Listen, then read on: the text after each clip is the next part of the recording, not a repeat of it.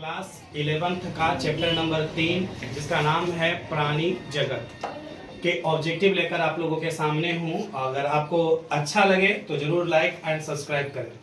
चलिए देखिए, सबसे पहले एक एक क्वेश्चन करके हम बताते हैं आपको। 30 लगभग ऑब्जेक्टिव है इस चैप्टर का और उसमें हम 300 ऑब्जेक्टिव आपको लगभग में क्लियर करा देंगे। देखिए, सबसे पहले हम लोग बात आती है शैवालों के अध्ययन। शैवालों के अध्ययन को क्या कहते हैं? तो फाइकोलॉजी कहते हैं। क्या कहेंगे? शैवालों के अध्ययन को हम लोग फाइकोलॉजी कहेंगे। दूसरा चीज कहता है कि शैवालों में प्रजनन की विधि जो होती है वह 3 प्रकार के होता है, कायिक, लैंगिक और अलैंगिक। याद हो गया?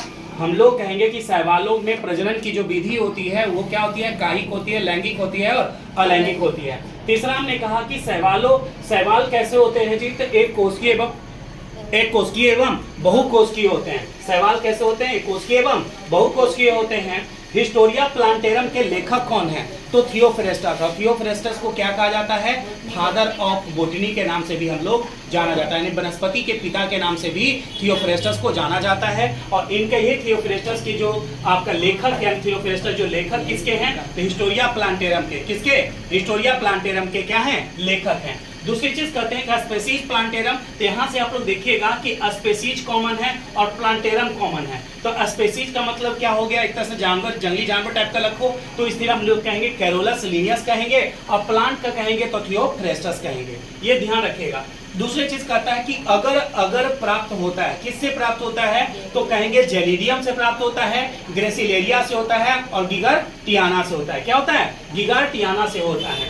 उसी तरह से कहेंगे कि हरा शैवाल का साधारण नाम क्या हो गया? तो क्लोरोफाइसी कहेंगे। भूरा शैवाल को क्या कहेंगे? नाम हो गया तो फियोफाइसी कहेंगे। लाल शैवाल को रोडोफाइसी कहेंगे। याद हो गया? हम लोग कहेंगे हरा शैवाल क्लोरोफाइसी, भूरा शैवाल फियोफाइसी, लाल शैवाल रोडोफाइसी।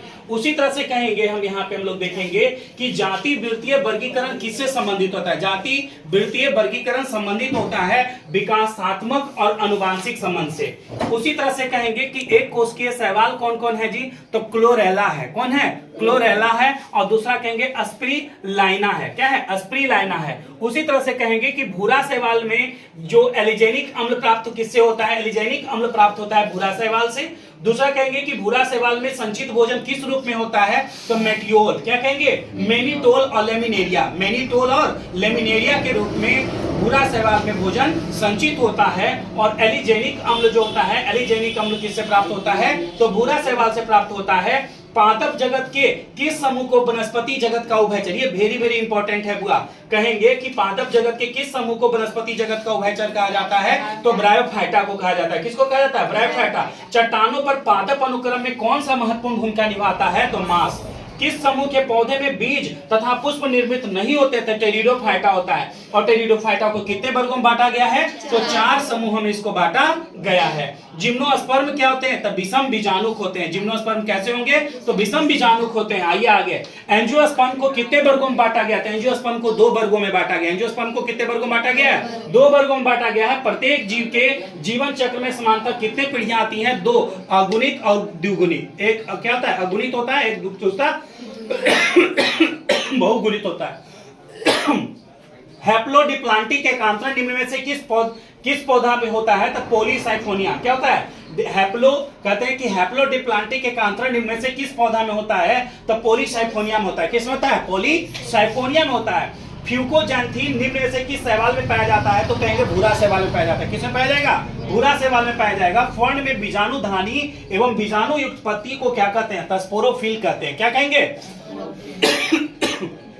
फर्ण में बीजाणुधानी एवं बीजाणु युक्त पत्ती को क्या कहते हैं? तो स्पोरोफिल कहते हैं। प्रोटीन बहुलक शैवाल कौन है? तो क्लोरेला है। क्या है? क्लोरेला प्रोटीन आपका प्रोटीन बहुलक शैवाल है, यानी इसमें प्रोटीन सबसे ज्यादा अधिक मात्रा में पाया जाता है। किसमें? क्लोरेला में।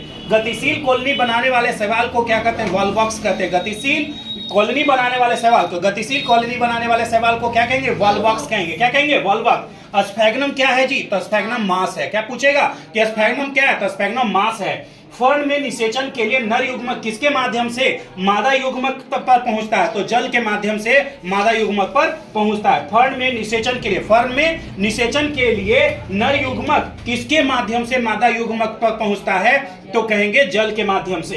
क्लोरोफाइसी में प्रकाश संश्लेषी वर्णक क्या होता है? क्लोरोफिल ए और chlorophyll B. A for apple, B for ball. तो क्लोरोफिल जानते हो कि पेड़ पौधा में होता है, तो chlorophyll A, chlorophyll B. Chlorophyceae में, क्लोरोफाइसी कैसा होता है? हरा शैवाल को कहते हैं। क्लोरोफाइसी किसको कहते थे? हरा शैवाल को। तो हरा शैवाल में क्लोरोफिल ए, क्लोरोफिल बी वर्णक प्रकाश संश्लेषी के रूप में पाया जाता है।